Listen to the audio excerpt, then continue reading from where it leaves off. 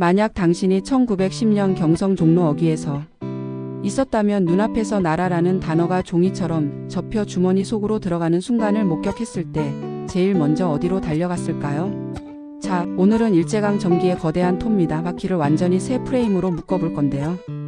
연표 줄줄 읊는 방식은 잠깐 접어두고 권력의 책상 위와 시장 골목, 상과 만주의 눈보라, 바다 건너 교민 사회까지 서로 다른 현장들의 심장박동이 어떻게 이어지는지를 촘촘하게 엮어보겠습니다.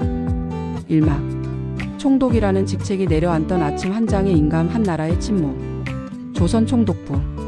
새로 걸린 그 석자 앞에서 사람들 발걸음이 잠깐 멈췄는데요. 간판은 그냥 돌덩이였지만 그 뒤에 깔린 서류 뭉치가 나라의 신경줄을 통째로 갈아끼우고 있었습니다. 총독은 일본 국왕에게만 보고하는 자리였고요. 법을 만드는 손, 판결을 내리는 손, 행정을 움직이는 손, 군대를 지휘하는 손이 모두 한 사람의 손목에 얽혔습니다. 길게 말해봤자 결론은 단순했는데요. 최종 서명은 경성의 총독실에서 끝난다. 이 문장을 사람들이 체감하기까지는 오래 걸리지 않았습니다. 업무 동선도 확 달라졌습니다. 조선의 관료 체계는 낯선 상급기관에 줄을 대야 했고 보고서의 첫 줄 문안부터 바뀌었어요. 아래옵기 대신 상신함 같은 말이 표준이 되면서 말만만 달라진 게 아니라 권력의 성격도 달라졌습니다. 임명은 누가 했냐고요? 고위 자리는 일본인이 대부분을 차지했고 조선인 엘리트가 앉더라도 결정권은 얇은 막처럼 한 겹뿐이었습니다. 그 위로 굵고 단단한 칼줄 총독의 제가가 놓였고요. 이름은 그럴싸한 중추원 같은 자문기구도 덧댔는데요. 회의록을 들춰보면 알 수 있었어요. 그곳은 의견이 고이는 늪이 아니라 의견이 얇게 증발하는 온실에 가까웠습니다. 말은 맴돌았고 결론은 바깥에서 이미 정해져 있었습니다. 거리의 공기는 더 직접적이었습니다. 경성부청 앞마당에서 나팔 소리가 울리고 새 제복이 햇빛을 튕길 때마다 사람들 눈빛이 미세하게 흔들렸는데요. 이제부터 우리 생활 규칙은 어디에서 만들어질까요? 라는 질문이 시작. 좌판과 주막과 서당에서 동시에 속삭여졌습니다. 권력은 서류로 움직이지만 서류가 힘을 얻는 건 결국 체감이거든요. 체감은 첫 월급날, 첫 세금고지서, 첫 검열통지로 완성됐습니다. 어제와 같아 보이는데도 오늘부터는 다르다. 그 느낌이 도시를 스르르 덮었습니다. 총독의 권력은 법 위에 법처럼 설계됐습니다. 조선의 법원들 위에 총독부의 재량이 있고 그 위에 일본의 칙령이 있는 2중 3중 구조였는데요. 심지어 군사권은 평시와 비상시를 나눌 필요가 없었습니다. 필요하면 언제든 비상으로 만들면 되니까요. 그래서 어떤 날은 행정지침이, 어떤 날은 치안명령이, 또 어떤 날은 군사조치가 같은 사건을 서로 다른 이름으로 덮었습니다. 사람 입장에선 모두 한 가지 뜻이었죠. 저항은 비용이 너무 크다. 첫 번째 심리적 클라이맥스는 바로 여기서 터졌습니다. 왕과 조정의 그늘이 사라진다면 누가 마지막 줄에 서명을 막아줄까? 누군가는 언젠가 돌아올지 모를 윗선을 기다렸고 누군가는 새로운 규칙 속에서 살아남는 요령을 익혔으며 또 누군가는 비밀 결사의 이름을 올렸습니다. 셋은 같은 거리를 걸었지만 서로의 발소리를 모르는 척 지나쳤는데요. 그 회피의 시선들 사이로 일상의 균열이 생겼습니다. 균열은 조용히 넓어지고 그 틈으로 권력의 장가지가 스멀스멀 들어와 의자 배치와 문건, 언어와 결제 도장을 바꿔놓았죠. 총독부 청사 안쪽에서는 다른 종류의 진동이 있었습니다. 일본인 관료와 조선인 서기가 같은 책상에 앉아도 같은 지도를 다르게 봤습니다. 어느 쪽은 효율을, 다른 쪽은 상처를 봤거든요. 도면을 그리는 손은 효율의 잣대로 선을 그었고 그 선은 곧바로 사람들의 삶을 절단했습니다. 곡선으로 살아온 동네에 직선의 칼날을 들이대면 가장 먼저 잘리는 건 습관과 자존심이었고요. 그날부터 조선은 결정되는 곳과 살아가는 곳이 따로 있는 사회가 되었습니다. 이 간극이야말로 식민지의 본체였고 이후 모든 사건의 공통 배경이 되었죠. 그래서 이 막의 마지막 질문은 이겁니다. 결정과 체감 사이에 생긴 거리, 우리는 그 빈틈을 어떻게 메울 건가요? 어떤 이는 서류를 읽는 기술로, 어떤 이는 거짓말처럼 보이는 수능으로, 또 어떤 이는 밤길의 회합으로 답했습니다. 서로 다른 답이 한 시대의 얼굴을 만들었고 그 얼굴은 매일 조금씩 굳어갔습니다. 다음 막으로 넘어가면 그 굳어짐이 지도로, 조직으로, 제도라는 이름의 석고로 경화되는 장면을 보게 될 거예요. 이 막. 지도를 가르는 자와 지옥의 13도, 12부, 그리고 사라진 동네 이름. 지도는 종이지만 종이는 칼보다 무서울 때가 있었습니다. 총독부가 전국을 13도로 재편하고 그 아래 12부수 많은 군면 동리를 통폐합했는데요. 표면적 설명은 간단했죠. 행정의 능률. 그러나 읍내 어기 표지판이 바뀌고 면사무소 간판이 내려앉는 걸 지켜본 사람들에겐 다른 의미로 다가왔습니다. 우리 동네 이름이 지워졌네? 이름이 사라지면 기억도 덜 생생해지거든요. 기억이 희미해지면 권력의 새로운 언어가 그 자리를 차지하기 쉬워졌고요. 통폐합은 서류 숫자만 줄이는 게 아니었습니다. 마을에서 오랫동안 누적된 의사결정의 경로, 동해, 개, 향약 같은 공동체 장치들이 한꺼번에 흔들렸습니다. 면장은 누구를 앉혔냐고요? 전직 관료나 지역 유력자를 골라 위로는 총독부 지침을 정확히 전달하고 아래로는 주민의 반응을 관리할 수 있는 사람을 배치했습니다. 그들이 모두 나쁘기만 했냐 하면 삶은 그렇게 단선적이지 않았습니다. 어떤 면장은 다리를 놓고 우물을 고치며 실무를 챙겼고 어떤 면장은 지시를 과잉 충실하게 해 움켜쥐는 손을 더 거칠게 만들었죠. 하지만 한 가지는 분명했는데요. 면장이라는 자리가 우리 편 대표가 아니라 위로부터의 연장선처럼 느껴지는 순간 마을의 말투가 바뀌었습니다. 같이 의논합시다가 보고 드렸습니다로 해봅시다가 허가가 필요합니다. 이 재편은 공간 감각도 갈아엎었습니다. 장날 동선이 바뀌고 세금 징수 경로가 바뀌고 순사순찰 코스가 바뀌었는데요. 길이 바뀌면 관계가 바뀝니다. 원래는 같은 면 소속이라 동무처럼 오가던 두 마을이 서로 다른 면으로 갈라지자 사소한 갈등이 행정 경계선에 의해 커지기도 했고요. 새로운 경계는 수탈의 효율도 높였습니다. 세금 징세 검열 병력 동원이 지도상 최단 거리로 설계됐고 그 선 위에 사람들의 하루가 얹혔습니다. 두 번째 심리적 클라이맥스는 바로 촌의 어른에 대한 시선 변화였는데요. 예전에는 면장이나 이장이 울타리 안에 어른 같은 느낌이었는데 어느 날부터 그 어른이 총독부의 출장소장처럼 보이기 시작했습니다. 회의 자리에서 표정이 미세하게 굽고 발언들이 미리 정리된 문장처럼 흘러나올 때 사람들은 깨달았어요. 이건 우리끼리 정하는 자리가 아니구나. 그 순간 공동체의 언어가 규정의 언어로 치환되었습니다. 장부의 칸이 늘고 스탬프가 생활의 리듬을 정했어요. 행정구역 재편은 감시의 눈도 촘촘히 만들었습니다. 지도 위에 인구 토지 세금 치안이 격자처럼 얹히고 각 격자의 담당자와 보고 주기가 붙었습니다. 누구의 집에 누가 살고 무슨 씨앗을 뿌리고 어느 학교에 아이를 보내는가 이 정보가면 사무실의 서랍과 경찰서의 서류철에서 서로 만나기 시작했어요. 만남이 잦아질수록 주민은 데이터가 되었고 데이터는 통치의 원재료가 되었습니다. 그럼에도 사람들은 빈틈을 찾았습니다. 옛 개원들은 이름을 바꾼 개를 다시 만들었고 향약의 조항을 지역 친목회 규정으로 슬쩍 옮겨 적었습니다. 잔치와 제례 자리는 정보가 오가는 은밀한 네트워크가 되었고요. 지도는 정방형이었지만 사람들의 길은 여전히 구불구불했습니다. 공권력은 직선을 좋아하고 공동체는 곡선을 사랑합니다. 두 선이 만나는 지점에서 마찰열이 올라왔고 그 열이 훗날 저항의 체온이 되었죠. 이 막의 끝에서 묻고 싶었습니다. 이름을 지우면 뿌리까지 뽑을 수 있을까요? 관리들은 대체로 그렇다고 믿었지만 현실은 달랐습니다. 지워진 이름들은 민요 가사와 가족 족보 묘비의 사연 속에 살아남았고 다음 세대의 입습관으로 옮겨갔습니다. 지도가 바뀌어도 이야기의 방향은 쉽게 바뀌지 않거든요. 다만 이야기가 다시 세상 위로 올라오는 데에는 시간이 필요했습니다. 그 시간을 벌거나 지연시키거나 이게 식민 통치와 민중 생존술에 보이지 않는 싸움이었어요. 다음 막에서 그 싸움은 치안이라는 이름으로 더 직접적인 힘을 드러냅니다. 3막. 치안이라는 단어의 그림자 헌병경찰과 즉결처분. 치안 확보. 말은 부드러웠는데요. 실천은 단단했습니다. 전국 곳곳에 경찰서가 늘었고 헌병분견소가 촘촘히 박혔습니다. 헌병은 군인 신분으로 경찰 업무를 겸했고 때로는 일반 행정까지 끌어안았습니다. 치안세 근검 열정보 서로 다른 파일 이름이 사실은 같은 폴더에 들어있는 셈이었어요. 길모퉁이를 돌 때마다 들리는 가죽 장화 소리가 사람들의 호흡을 반 박자 늦췄습니다. 즉결 처분권이 결정타였습니다. 재판은 나중에, 처분은 지금. 이 권한은 경고, 구류, 태형 같은 처벌을 절차 없이 쓸 수 있게 했는데요. 법학 교재 위에서는 경미사건 신속처리라고 설명되곤 했습니다. 현장에선 달랐습니다. 신속과 권력의 편의가 손을 잡으면 약자는 더 빨리 처벌되고 반론은 더 느려졌거든요. 법이 시민을 지켜주는 방패라는 믿음이 사라진 자리에는 눈치라는 자구책과 침묵이라는 생존술이 자리 잡았습니다. 침묵이 늘수록 권력의 해석은 더 커졌고요. 치안의 영역은 끝이 없었습니다.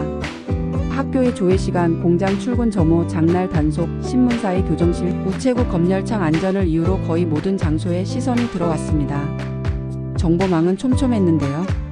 순사원 병원병 보조원 밀정주의자 등록부 사람이 곧 데이터베이스였고 소문은 알고리즘처럼 분류됐습니다.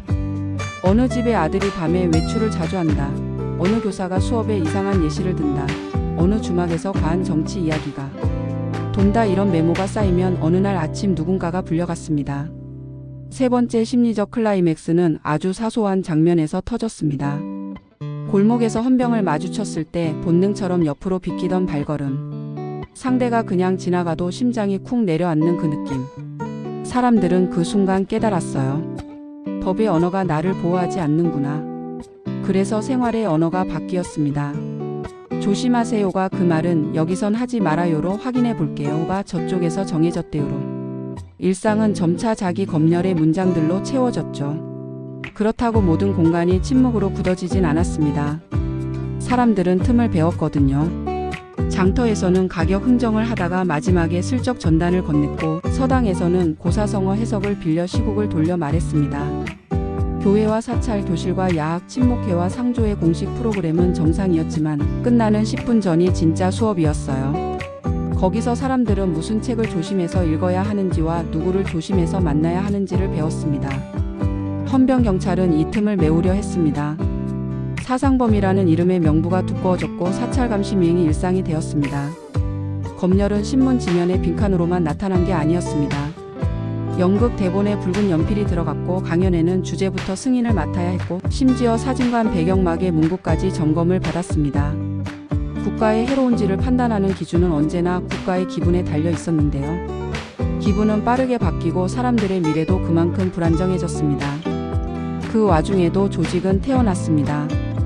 밤에 모여 회비를 걷고 낮에 서로 모르는 척하고 우체국에서 정해진 문장으로만 안부를 나누는 그런 버팀목 조직들이요. 이 조직들은 대단한 무장을 갖추지 않았지만 두려움의 서열을 낮추는 효과가 있었어요. 혼자가 아니라는 체감이 들면 사람은 더 천천히 물러나거든요. 그 천천함이 권력의 효율을 떨어뜨렸습니다. 효율이 떨어지면 권력은 더 큰 칼을 꺼내기 쉽고 큰 칼은 더 많은 소음을 냅니다. 소음이 커지면 국제 여론이 꿈틀대고 꿈틀거림은 다시 통치수를 바꾸게 만들죠. 이 연세를 1919년 이후에 실제로 보게 됩니다. 이 막의 마지막 문장은 그래서 이렇게 맺고 싶었습니다. 치안은 안전이라는 이름을 가진 권력이고 침묵은 생존이라는 이름을 가진 저항이었습니다. 둘은 한동안 공생했지만 영원히 같을 수는 없었습니다. 어느 날 그 침묵은 거대한 함성으로 뒤집힐 텐데요. 그 장면을 향해 천천히 그러나 확실히 이야기가 이동하고 있었던 겁니다.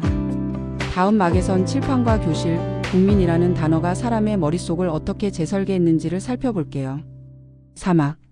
교실의 칠판에 적힌 단어 국민이라는 이름의 방향. 학교 문턱을 넘어가면 공기가 달랐는데요. 학교가 아니라 인력 정류장 같은 느낌이었습니다.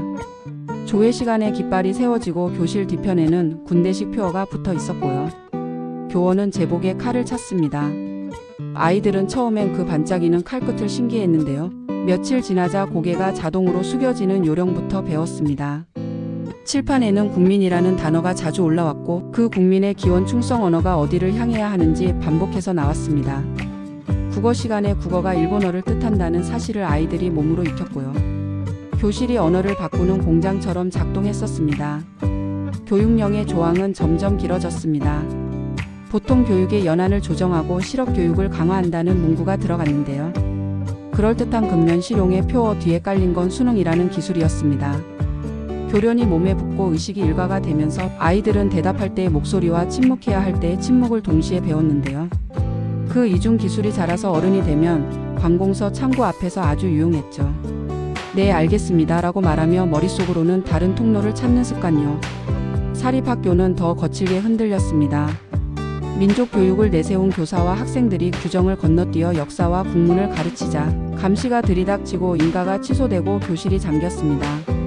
서당은 피난처처럼 늘었지만 서당 규칙이라는 그물을 덮어 씌웠고요. 교실의 책상 서랍에는 검열에 걸리지 않는 교과서와 몰래 돌려보는 다른 역사의 필사본이 함께 들어 있었습니다. 점심시간 끝 무렵 딱 7분 그때가 진짜 수업이었는데요. 교사가 분필을 내려놓고 칠판에 아주 작은 글씨로 오늘은 여기까지라고 쓰던 그 한 줄에 모두의 심장이 같은 박자로 뛰었습니다.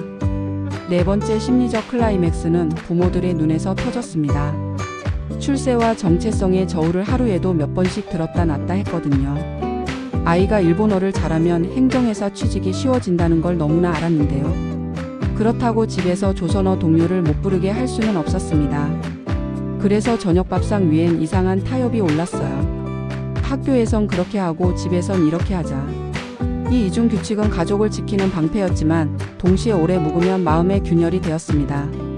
아이가 어느 순간 우리말이 왜 필요하냐고 물을 때 어른들은 대답이 한 박자 늦었고요. 늦은 만큼 사과가 길어졌습니다. 교육은 단순한 지식 전달이 아니었고 국가가 설계한 정체성 공학이었습니다. 조의 구호 신사참배 행사 때의 구령 모두 몸에 새기는 문장이었죠. 하지만 그 반대편의 언어도 자랐습니다. 밤 야학 교회 주일학교 뒷마당의 글모임 신문투고란 흩어진 씨앗처럼 퍼진 대안의 칠판들여 일부 교사들은 공식 수업에서 한 발짝도 벗어나지 않았지만 방과 후에는 필사본을 건네고 겨울밤에는 창호지에 등불 그림자를 숨겨 가르쳤습니다. 그렇게 교실은 두 개의 칠판을 갖게 되었고 아이들은 두 언어를 동시에 들었습니다. 한 언어는 출입증이 되었고 다른 언어는 자기 자신이 되었죠. 다음 막으로 넘어가면 땅과 문서가 어떻게 사람의 삶을 뒤집는지를 보게 될 겁니다. 교실이 머리를 바꿨다면 토지는 등의 진삶 전체를 바꾸는 도끼였거든요. 보막. 땅의 주인이 바뀌는 방식 신고주의 지적도 그리고 보이지 않는 몰수. 토지 조사 사업은 표면상 근대화였는데요. 실제 운영은 기한 안에 정해진 형식으로 당신의 권리를 증명하라였습니다. 한글보다 어려운 한자 서류, 법률 용어 지적도 좌표 농부의 손에 낯선 물건들이 얹혔습니다. 관청 벽보는 친절했지만 접수 창구는 냉정했죠. 서류가 모자라면 다음 기회라는 말만 남았고 그 다음은 오지 않았습니다. 신고주의는 듣기엔 합리적이었는데요. 현실에서 문해력 시간돈이 있는 사람에게만 합리적이었습니다. 지적도는 새롭게 그려졌고 미신고 토지는 주인 불명이라며 국유지로 휙 들어갔습니다. 황실 관련 토지, 마을 공유지, 문중의 산림 문서의 경계가 불분명한 땅일수록 잘려나갔고요. 총독부의 지세 수입은 올라갔고 동양척식회사는 준비된 서류자 본인맥을 들고 나타났습니다. 헐값 매입, 빠른 전매, 체계적 개발. 지도 위 숫자는 단단해졌고 마을의 땅은 느슨해졌습니다. 소작인의 도지권, 관습으로만 존재하던 권리는 법의 책상 위에 자리를 얻지 못했고 지주와 소작인의 계약서는 기간 벌칙 조항으로 더 빽빽해졌습니다. 다섯 번째 심리적 클라이맥스는 반머리에서 벌어졌습니다. 등기문서 한 장이 마을에서 제일 목이 긴 사람의 손에 떨어진 날, 그 사람의 그림자가 길어졌거든요. 길어진 그림자는 곧 권력이 되었고 권력은 곧 말이 되었습니다. 올해 소작료는 이렇게, 수리조합비는 저렇게. 말을 거절하기 어려운 이유는 단순했어요. 곡식은 땅에서 나왔고 땅의 이름은 다른 글씨가 되었으니까요. 사람들은 버티거나 협상하거나 떠났습니다. 떠난 사람은 도시의 골목으로 산비탈의 황무지로 혹은 북으로 만주로 발을 옮겼고요. 떠남은 패배가 아니라 다음 싸움의 전개라는 걸 그들은 곧 알게 됩니다. 하지만 그 전에 남아있는 사람들도 손을 놓지는 않았습니다. 마을의 개는 복지금고로 변주됐고 공동노는 서류상 한 사람 명의로 등록하되 실제론 공유 관리하는 변칙을 골랐습니다.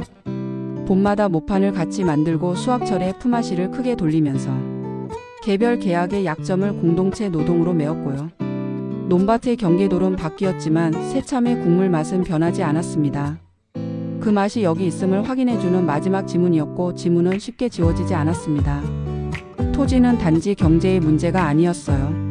신분, 정체성, 가족사, 조상, 제사 모든 게 땅에 묶여 있었거든요. 그래서 토지의 언어가 바뀌면 마을의 언어가 바뀌었습니다. 우리 땅이라는 말이 그쪽 땅으로 바뀌는 순간 아이들의 놀이터 이야기에도 허락이라는 말이 들어왔고요. 이 변화를 버티는 힘은 두 가지였는데요. 하나는 공동체의 끈, 다른 하나는 밖으로의 탈출구였습니다. 다음 막에서 보시겠지만 밖으로 빠른 길을 열어준 건 철도와 항만이었습니다. 그 길은 수탈의 통로였지만 동시에 탈주의 통로이기도 했습니다.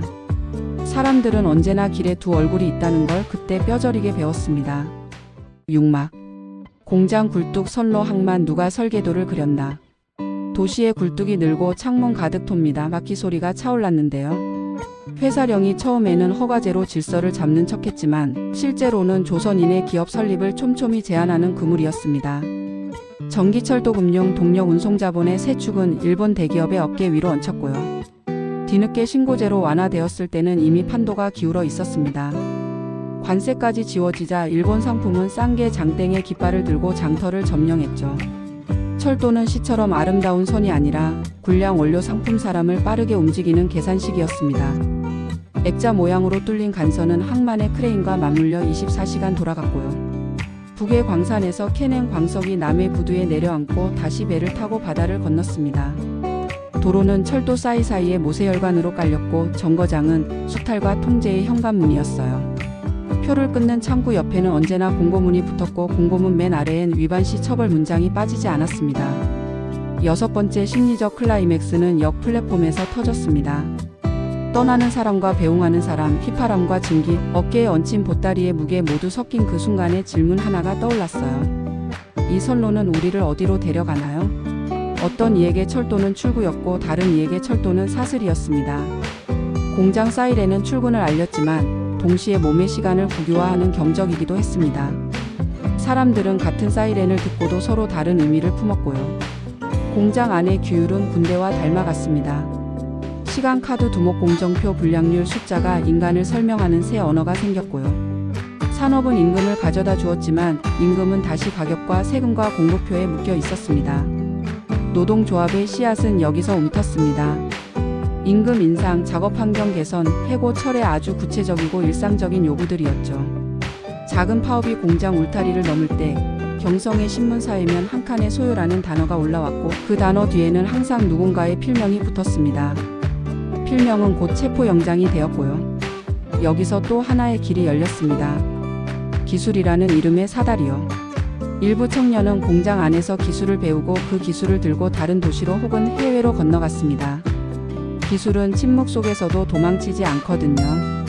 누군가는 그 기술로 생계를 세웠고 누군가는 그 기술로 독립군의 공장을 꾸렸습니다.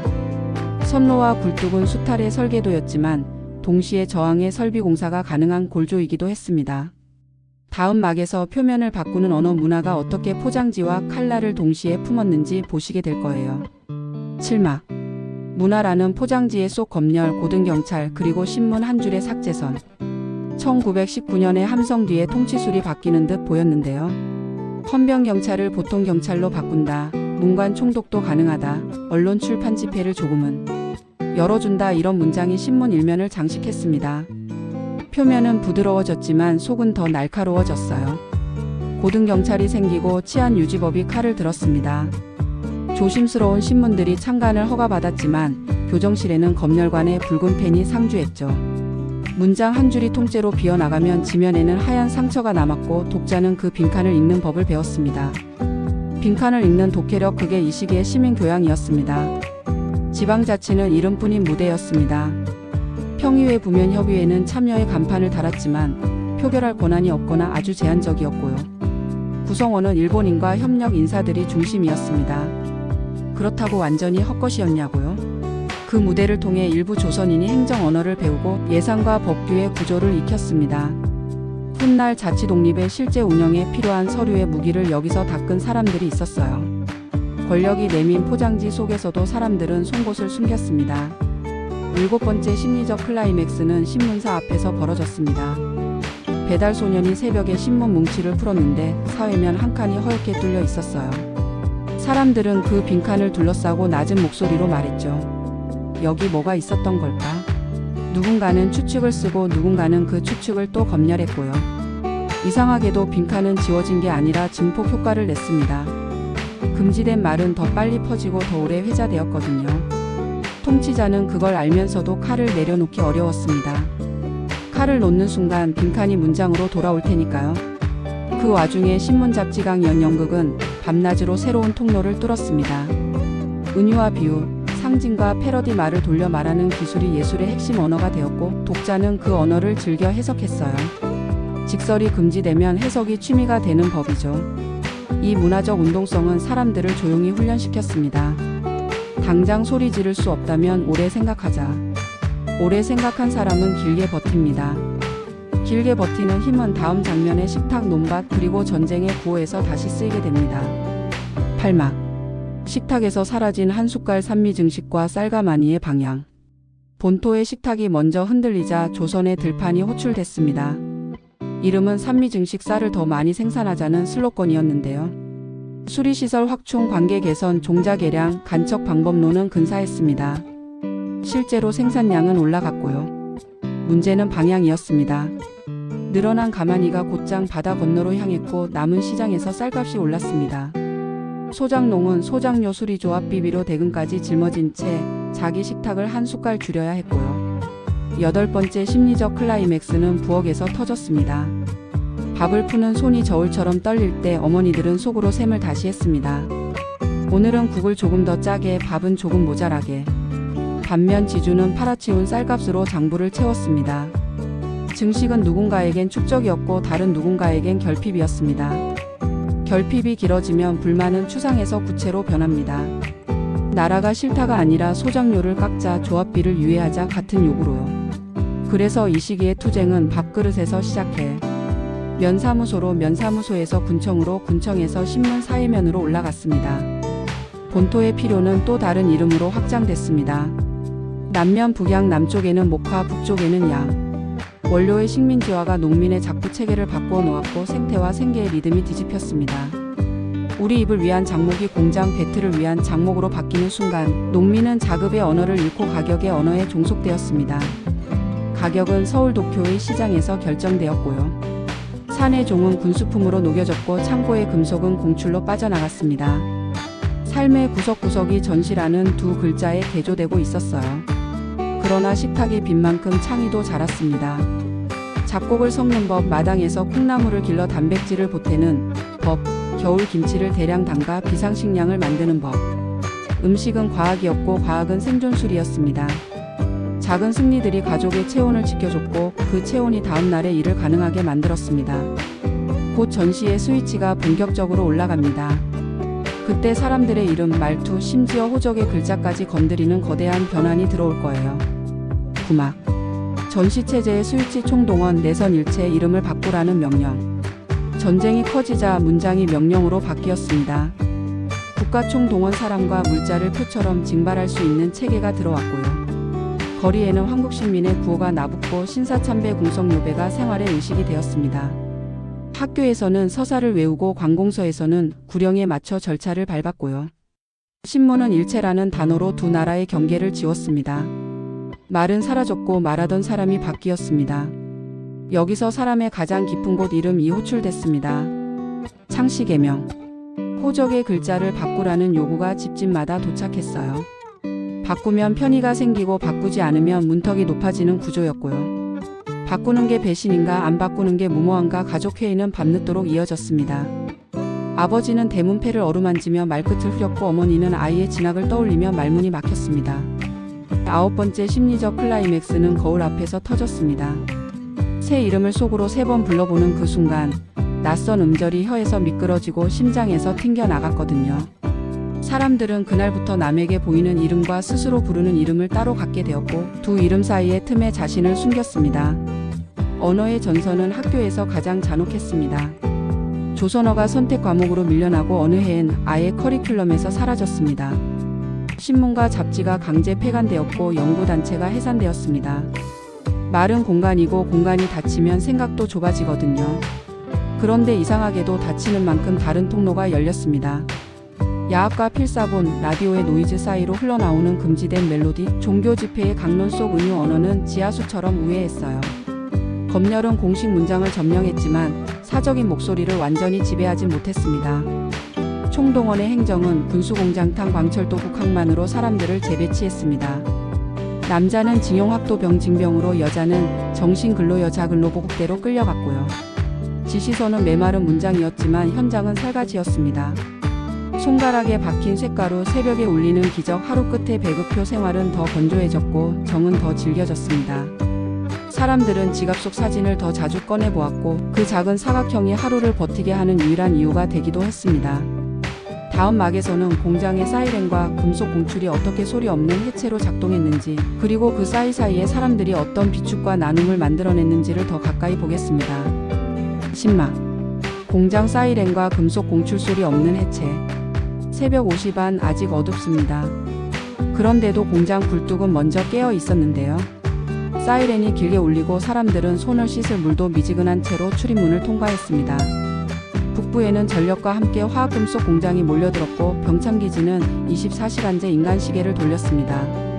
도시는 전시에 맞춰 호흡을 바꾸었고요. 남면 북양의 지시는 농촌에 손을 바꿔 놓았습니다. 목화의 솜털이 방직 공장의 실로 이어지고 양의 털이 군복의 원단으로 들어갔습니다. 생산품의 흐름은 전쟁 지도의 화살표와 겹쳤고요. 금속 공출은 일상의 소리를 하나씩 꺼냈습니다. 교회 종이 내려가고 절의 범종이 사라지고 집집마다 장롱에 숨겨둔 녹그릇이 줄줄이 밖으로 끌려나갔습니다. 노수저가 사라진 식탁은 조용했는데요. 그 조용함이 이상하게 더 크고 무거웠습니다. 사람들은 숟가락이 소리의 기억이라는 걸 그때 알았고요. 공출은 물건을 가져가는 일이었지만 동시에 기억을 해체하는 기술이었습니다. 기억이 해체되면 공동체의 시간 감각이 흐려지거든요. 제사 종소리, 정오의 타종, 저녁의 징 모두 시간이 흘러가는 표지였으니까요. 배급제는 또 다른 방식의 통제를 가져왔습니다. 쌀밀 탕속은 모든 게 카드와 도장, 순서와 잔여량으로 관리되었고 창고 앞줄 서기는 인내와 품위의 시험대가 되었습니다. 누군가는 줄에서 작은 친절을 나눴고 누군가는 같은 줄에서 새치기와 욕설을 배웠습니다. 전시는 품성을 시험하고 시험은 종종 사람을 갈라놓습니다. 그래도 다수가 선택한 건 조금씩 나누기였습니다. 배급날 저녁 이웃집 쪽문으로 작은 꾸러미가 건너갔고 그 꾸러미가 다음 주엔 반대로 돌아왔습니다. 이름 붙이지 않은 상부상조는 기록에 남지 않지만 전쟁이 끝난 뒤 살아남은 사람들이 가장 먼저 꺼내놓는 이야기이기도 했습니다. 10번째 심리적 클라이맥스는 딱지 붙은 문고리 앞에서 터졌습니다. 징발물품 보관이라는 낙인이 찍히면 그 방은 더 이상 가족의 공간이 아니었거든요. 공간의 일부를 잇는 건 마음의 일부를 빼앗기는 일과 같았습니다. 그런데도 사람들은 비축과 은닉, 우회와 고쳐쓰기로 공간을 다시 짰습니다. 고장난 라디오를 분해해 배터리를 다른 데 쓰고 오래된 무쇠솥을 숨기고 다른 고무를 이어 신발을 만들고 이 작은 공작실들이 도시와 농촌 곳곳에 생겼고 공작실에서 태어난 기술과 연대가 종전 뒤에 재건에 그대로 이어졌습니다. 그리고 조용히 그러나 확실하게 다른 전장들이 자라고 있었습니다. 거리의 시위, 공장의 파업, 학교의 동맹유학, 상과 국경선의 교정. 아무것도 할 수 없다는 말은 헛말이라는 걸 이 시기에 사람들은 서로의 눈빛에서 확인했습니다. 다음 막부터는 그 눈빛이 어디에서 만나 연대로 바뀌었는지 골짜기, 국경, 도시, 해외 광장 무대를 바꿔가며 보여드릴게요. 11막 거리, 골짜기, 국경, 저항의 문장들이 태어나는 장소들. 아무것도 못한다는 말이 굴뚝 연기처럼 떠돌던 시기였는데요. 막상 현장을 들여다보면 모퉁이마다 다른 문장이 피어났습니다. 장날엔 상인들이 가격 담합 대신 철시를 택했고요. 학교에선 학생들이 동맹휴학이라는 새 단어를 입에 올렸습니다. 교회사 찰서당은 밤마다 조용한 모임을 열어 소곤소곤의 네트워크를 깔았고요. 그 네트워크는 체포와 검열의 칼이 닿기 어려운 속도로 움직였는데 일명 한밤의 전신이었죠. 국경으로 가볼까요? 북녘 산줄기의 능선은 지도엔 얇은 선이었지만 독립군에게는 넘나들매 교과서였습니다. 낮에는 주민으로 밤에는 연락병으로 살던 사람들이 산길에 돌 하나, 물골 하나까지 외웠는데요. 그런 지도가 일본군의 군용 지도를 무력화했었습니다. 때로는 봉오동의 매복처럼 한 번의 정확한 타격으로 전황을 뒤집었고 때로는 청산리처럼 여러 날에 걸친 집중전으로 포위의 미학을 보여줬습니다. 실패도 있었죠. 간도의 찬병 같은 잔혹한 보복이 따라붙었고 사람들은 울면서도 다음 지점을 찾아 흩어졌습니다. 흩어짐은 해체가 아니고 재배치라는 걸 이 시기의 저항은 몸으로 증명했었더라고요. 11번째 심리적 클라이맥스 우리가 흩어진 만큼 저들은 더 많은 병참을 써야 한다. 이 산술이 주는 묘한 위안이 있었습니다. 그래 한 번에 못 이겨도 괜찮다. 수만 개의 발걸음으로 그들의 지도를 너덜너덜하게 만들면 된다. 이게 그 시절 사람들의 가장 현실적인 낙관이었어요. 그리고 그 낙관은 산에서만 자라지 않았습니다. 도시의 인쇄소, 항구의 창고, 하숙집, 식탁에서도 같은 박동이 이어졌습니다. 12막 국경을 넘는 연필 외교 언론 그리고 광장의 확장.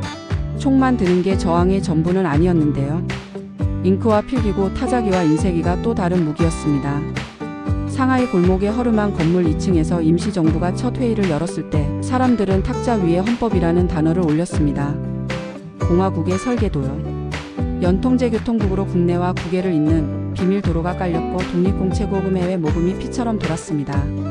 신문 한 부는 그냥 종이가 아니고 좌표였어요. 누구와 연결되는지, 어디를 향해 말하는지, 어떤 언어로 묶이는지 한 장마다 방향키가 붙었거든요. 대양 건너에서도 연필은 달렸습니다. 하와이 사탕수수밭 노동자들의 월급 봉투엔 늘 조금 모자란 금액이 들어 있었는데요. 모자란 만큼은 누군가의 군자금으로 옮겨갔습니다. 미주 도시의 교민회관은 밤마다 강연 모금 우편 3종 세트를 돌렸고 어떤 날은 한 장의 청원서가 대통령 책상 위에 도착했어요. 물론 바로 세상이 뒤집히진 않았습니다. 하지만 국제회의의 각주에 코리어가 한 번 더 찍히는 일, 그건 작은 기사처럼 보였지만 전쟁이 끝난 뒤에 자격으로 환산되는 묵직한 포인트였고요. 12번째 심리적 클라이맥스, 총성이 안 들리는 날도 뉴스는 전장이다. 검열이 삭제한 문장을 독자가 빈칸으로 읽어내고 외교전의 냉담한 문턱에 사람들이 발걸음을 계속 얹었습니다. 안 된다는 답장 속에서도 다음 편지를 썼고요. 그 꾸준함이 훗날 서명과 국경선을 바꾸는 힘으로 돌아온다는 걸 당시 사람들은 믿음보다 습관으로 배웠습니다. 믿음은 흔들리지만 습관은 오래 가니까요. 13막 내부의 논쟁, 외교로 가나 무장으로 가나 아니면 둘 다인가. 임시정부 안에서도 국외 독립운동 진영 곳곳에서도 말다툼이 잦았는데요. 외교가 먼저다, 무장이 우선이다, 둘 다 하자, 세 문장이 하루에도 12번씩 부딪혔습니다. 회의는 길었고 기록은 두꺼워졌고 때로는 결렬로 끝났습니다. 바깥에서 보면 분열 같았지만 안에서 보면 분업로 바뀌는 찰나도 많았습니다. 누군가는 외교선에, 누군가는 군사선에, 또 누군가는 교육선 전선에 서기로 했고요. 13번째 심리적 클라이맥스, 옳은 길이 하나뿐이라면 우리가 이렇게 오래 싸울 수 있었을까? 이런 자조 섞인 질문이 밤을 지났습니다. 맞아요. 충돌은 상처를 남겼고 상처가 아물지 않아 회의가 깨진 날도 있었는데요. 반대로 그 충돌 덕에 절충의 기술연합의 감각이 세련돼 갔습니다. 서로의 문장을 완전히 바꾸진 못해도 단어 몇 개는 맞춰 말하자, 이 합의가 다음 단계의 연대를 가능하게 만들었고요. 훗날 광복군의 창설과 연합군 협력, 대외선 정공작의 병행은 그 맞춰 말하기의 열매였습니다. 14막 한 장의 선언과 한 줄의 명령, 광복군, 의용대, 그리고 연합전선. 충칭의 허연 안개 속에서 깃발이 올랐는데요. 한국광복군 정식 편제훈련교 범선서, 모든 게 실체였습니다. 중국군과 협정이 맺어지고 다른 무장 조직의 일부 병력이 합류하면서 정보공작 심리 전통신지리 정찰이 나란히 굴러갔어요. 연합군의 요청으로 파견된 공작대는 정글과 협곡의 그림자에서 임무를 수행했고 도시의 남은 대원은 라디오 주파수를 꿰뚫고 전단을 흩뿌렸습니다. 국내 진공 계획은 현실의 캘린더를 타고 준비가 진척됐는데 전쟁의 종언이 너무 빨랐습니다. 계획서는 실행 직전 서랍으로 들어갔고요. 14번째 심리적 클라이맥스, 싸울 칼을 쥐고 있는데 시간이 우리를 앞질러 갈 때 허탈과 자부심이 한 컵에 섞였습니다. 그래도 이 준비의 시간은 헛되지 않았어요. 전후의 테이블에서 우리는 종이 정부가 아니라 전장의 파트너였다는 증거가 되었으니까요. 군복의 주름과 작전 일지의 얼룩, 전후의 이름, 그 모든 게 전후 정치의 유효한 증빙이었습니다. 그리고 이 증빙은 해방 직후 국내에 들어와 새로운 질서를 놓을 때 말줄기가 되어줬습니다. 15막 도시는 검열로, 사는 유격으로, 다중 전장, 다중 언어. 중국 화북의 들판에서는 다른 리듬의 전쟁이 진행 중이었는데요. 조선의용군은 현지 항일 세력과 손을 잡고 전투정보선전의 삼각형을 돌렸습니다.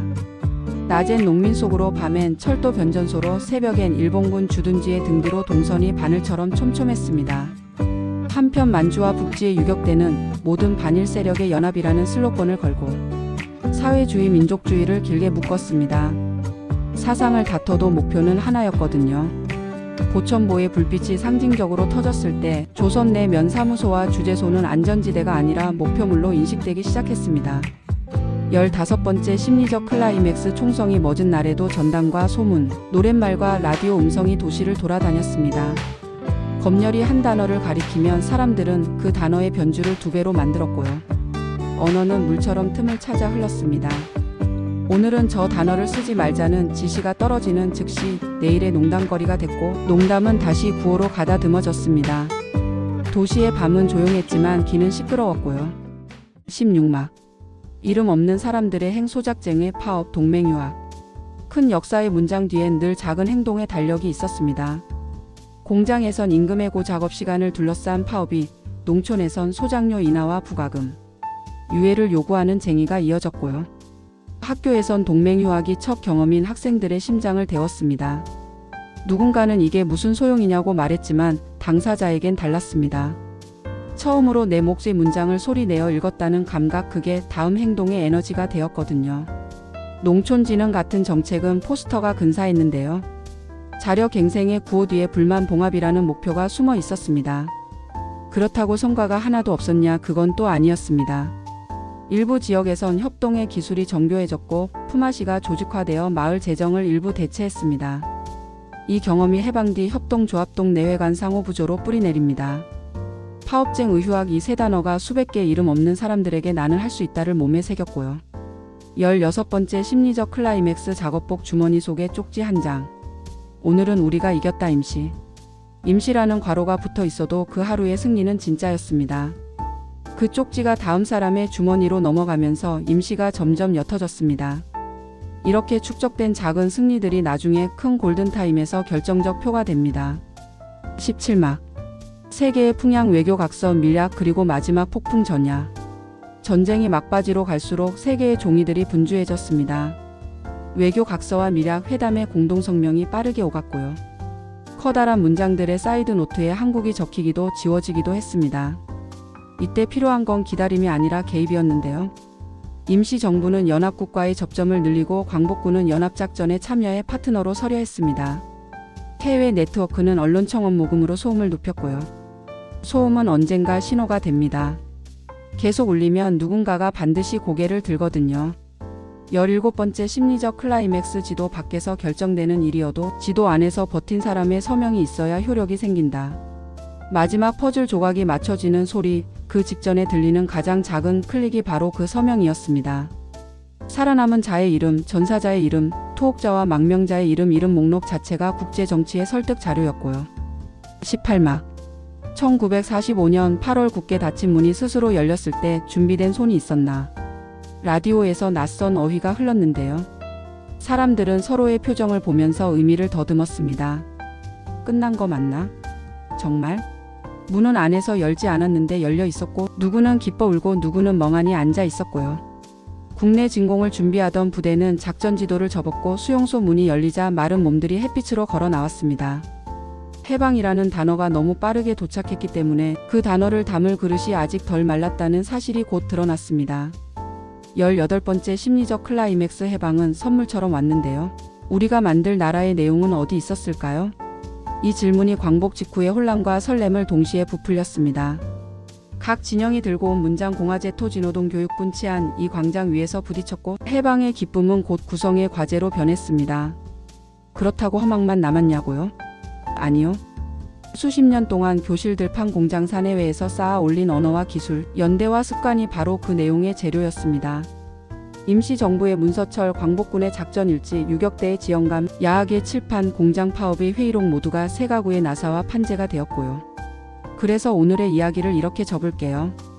일제강 정기의 35년은 사라짐의 연속 같았는데요. 자세히 보면 축적의 시간들이었습니다. 지워지고 뺏기고 꺾이는 사이에도 사람들은 배우고 연결하고 이름을 지키고 언어를 옮겼습니다. 그 축적이 해방의 순간에 한꺼번에 쏟아져 나와 다음 시대의 설계도를 채워 넣었습니다. 다음 편 현대사에선 그 설계도가 어떻게 조립되고 어디에서 또다시 삐걱거렸는지, 그리고 어떻게 다시 돌려 세웠는지를 아주 세밀하게 보여드릴게요. 끝.